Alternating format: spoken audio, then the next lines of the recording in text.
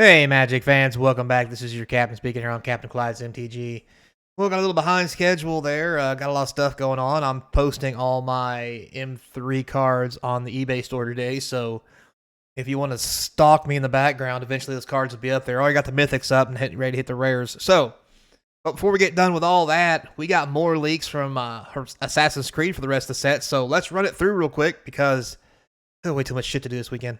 Anyway, moving on. Don't forget, comment, like, subscribe. Try and get to 1,000 peeps.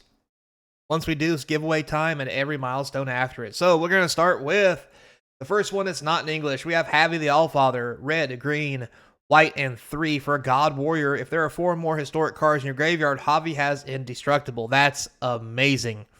Great commander card. Sage Plan. Whenever Javi or another legendary creature you control dies, return target legendary creature card with a lesser mana value from your graveyard to the battlefield tapped.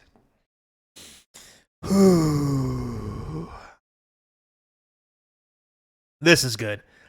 Yeah, this is going to start a giant shenanigan chain reaction of just weird shit going on. I'm digging it. It's going to be cool. Yeah. Here I come, Commander. All right, next we have Assassin Initiate, 1 black, 1/1 for 1. He gains your choice of Flying, Death Touch, or Lifelink. Pretty good for an uncommon. We have the old classic Smoke Bomb, 3 colorless flash. All creatures have Shroud.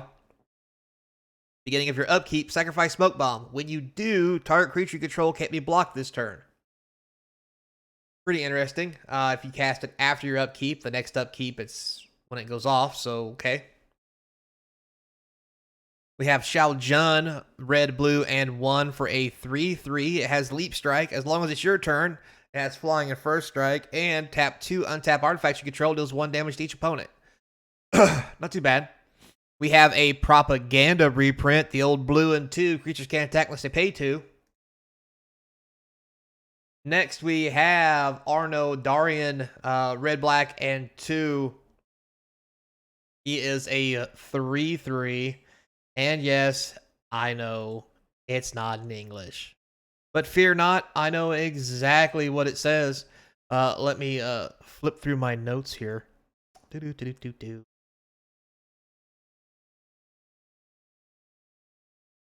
It says, Death Touch. Other assassins get +2/+0, and it has Disguise for a black and a red. Yeah, you think I'd be able to read that? Who knew? Then we have Arbaz Mirror, red, white for a 2/2. Whenever it or another token, non-token, historic permanent enters the battlefield under your control, it deals 1 damage to each opponent and you gain 1 life. Very interesting. It's almost like a lightning helix on a stick. I mean, a small stick, like toothpicks. You just poke your opponent. Death of 1,000 paper cuts. I'm down with that. Definitely down with that. All right, moving on. Next here we have Palazzo Archers. Green and 2 for this 2/3 Reacher. Whenever a creature of flying attacks you or Planeswalker you control, the archers deal damage equal to its power to that creature. Holy shit, this is good. I mean, it's okay because it's not going to be insane. If it was in standard, it'd be insane. But just in Commander, like, if you like Giant Growth this thing and something swings at you, you can literally kill something before it hits you. Like, this is going to be very popular. Very, very popular. Excuse me. Moving on.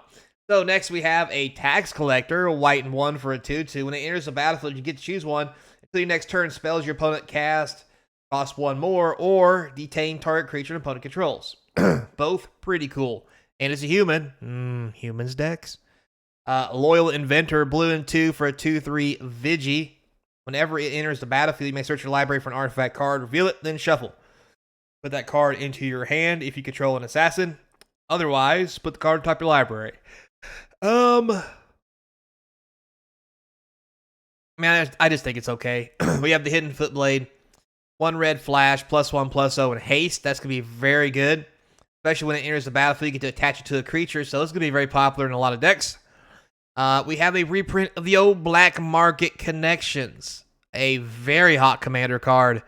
And this is some sweet art. In case you didn't know, you get to create a treasure token, lose life, lose 2 life to draw a card, or 3 life to make a 3/2 colorless shapeshifter, which is a changeling, which is also every creature type, which is also an assassin.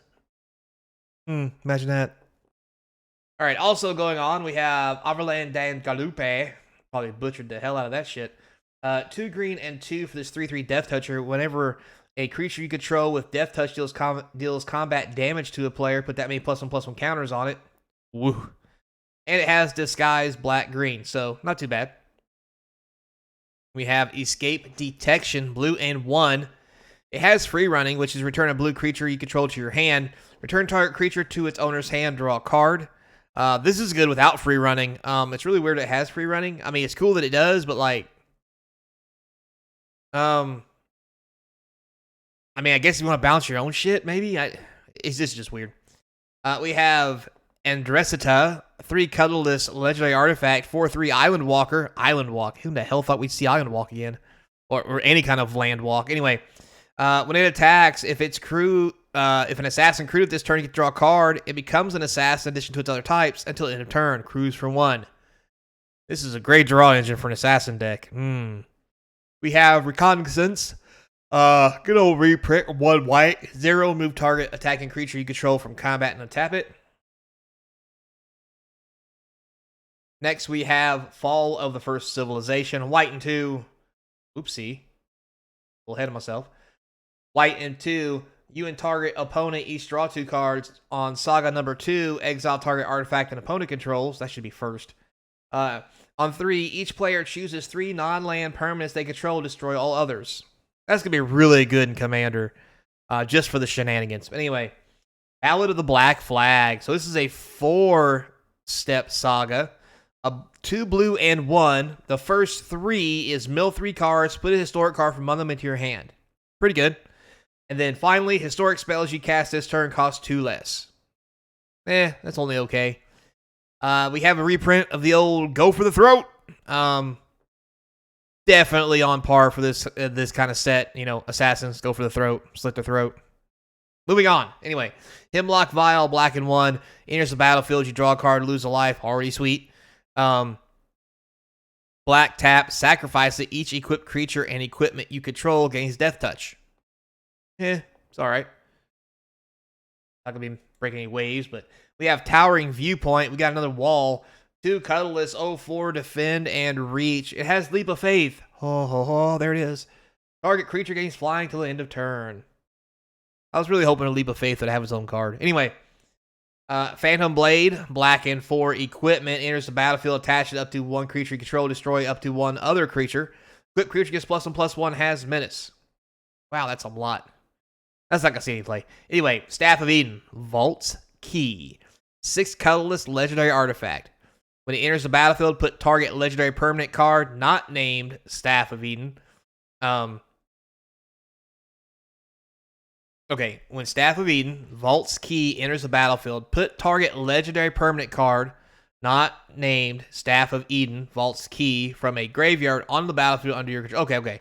So you put this into play, and if someone kills it in response to the trigger, you can't pick it again. It's pretty cool. Target legendary permanent. That's going to be in every commander deck. Tap, draw a card for each permanent you control but don't own. Again, busted. The Azure Escape Valhalla.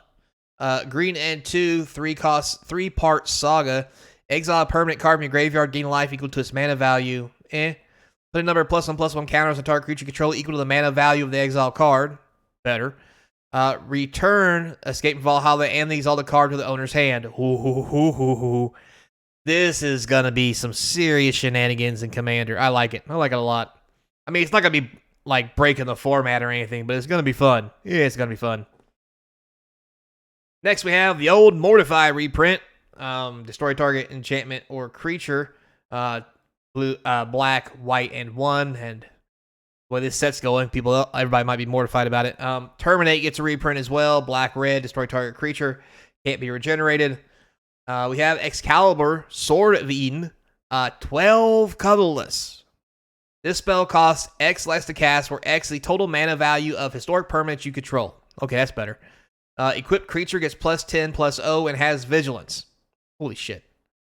So this goes straight into Affinity. I mean, because historic is artifacts, legendary sagas. So in an artifact deck, you could make this cost nothing and give something +10/+0. This may replace Hammer Time in the Hammer Time deck and kind of make a new version of it, because it might be faster to get this out without the drawbacks. Just saying. Anyway, with that said, what must be done? So this card is 2 white and 3. You get to choose one. You can let the world burn to destroy all artifacts and creatures. That's funny. I love that. You can release Juno. Return target historic permanent card from your graveyard to the battlefield. It enters with 2 additional +1/+1 counters on it if it's a creature. Okay, that's kind of cool for 3. I mean, that is a Wrath with another ability for 5. That's pretty good. Not gonna lie. It's really good. Next, we have Desynchronization. 2 blue and 2 instant. Return each non-land permanent that's not historic to its owner's hands. Oh, boy. Here we go, Commander. Anyway. Brotherhood Regalia.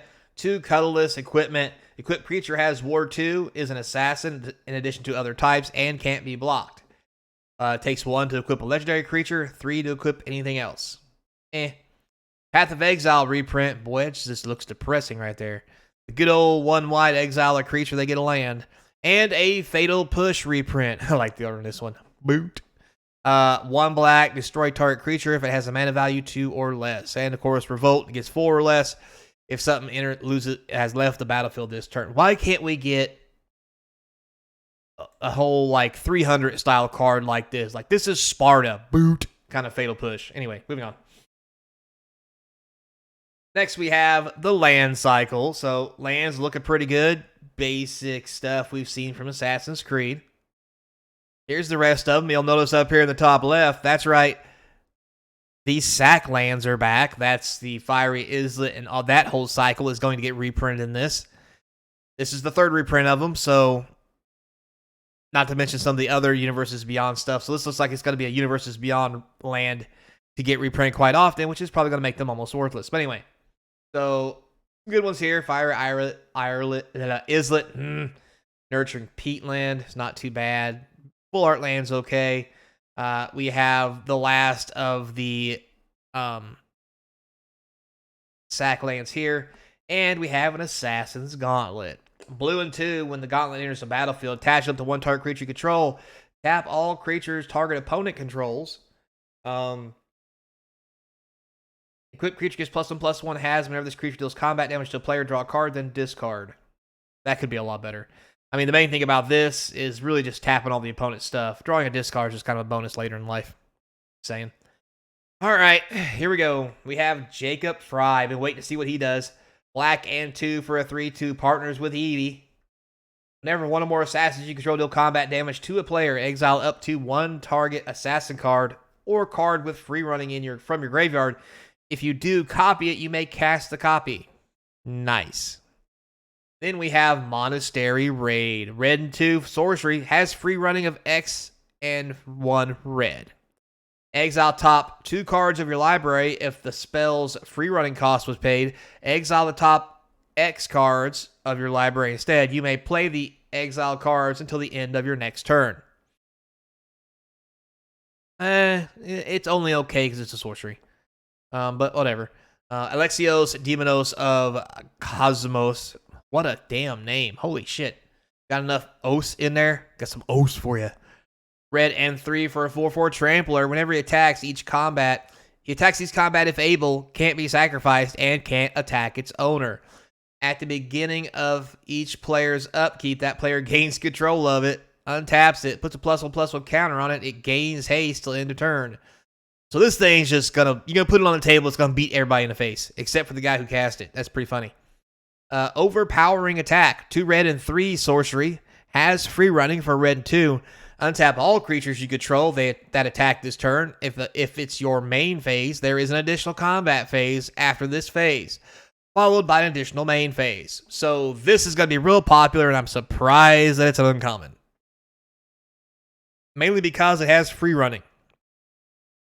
Which basically, if you deal combat damage to a player, and I think we all know that if you are running a deck where you want to attack more than once, you're going to get damage in.